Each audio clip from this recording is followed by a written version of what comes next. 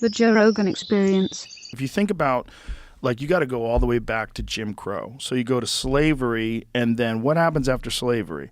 Well, they don't have slavery anymore, but you know what they do? They lock up black men for almost nothing and then force them to be slaves in prison. Yeah. And they create things. They work on the fucking chain gang. Yeah. All that shit is slavery. Yeah. It's just, and they would find ways to prosecute. Look, we Illegal know today. marijuana. I've done a ton of podcasts with Josh Dubin, who used to work with the Innocence Project, and now he's got his own thing with the Ike Perlmutter Center. But they find people that are wrongfully convicted and help them get out. We've had a bunch of those guys come on the podcast, including one guy who came on who was actually guilty. He was guilty before, and we knew he was guilty, but he got 50 years. Right. And then he was talking about he turned his life around, and his, like, a month after he was on the podcast? Yeah. How long was it after he was on the podcast? 2 months? Maybe 2 months? Cut some dude's head off. Yeah. And he was wearing a blonde wig, and homie didn't understand new HD security cameras. Like, this dude put a blonde wig on. They got crystal clear footage of him with his goatee on, wearing a blonde wig, carrying some dude's head. How sold were you in the room with him? How good was he at selling himself as this reformed person? Well, you know, what does it mean? Okay, so he didn't kill anybody in jail, and then he's out now, and he's got this new lease on life, and he's out, and he's trying to do something different with his life.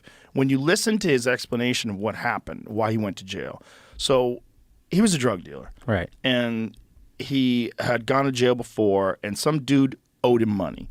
Some dude, some drug deal, and the guy was like, fuck you. So he found the guy, and he pistol whipped him, and he robbed him. Okay. And he got 50 years for that. Right.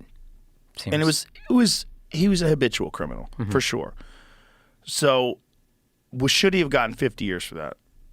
Well, I don't know. I mean, it seems like when he got out, he was kind of a bad guy. Yeah, but was that because he spent 25 fucking years in jail? Because it was 20. I think he did 25 years before they let 24 before they let him out, which is an insane amount of time to be locked up in a prison and then expect to acclimate.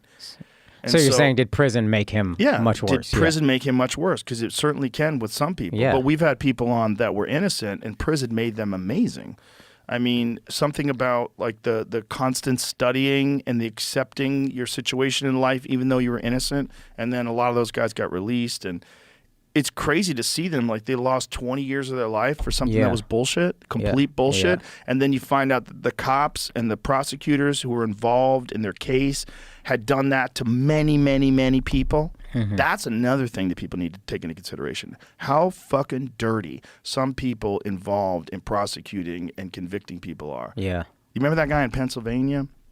There was a guy in Pennsylvania who was a judge who went to jail because it turns out that he was getting paid to have kids arrested and sentence them into juvenile centers. Wow. So he was Paid getting by a whom? kickback. He was getting kickback from the center. So the state has to pay for the population, right?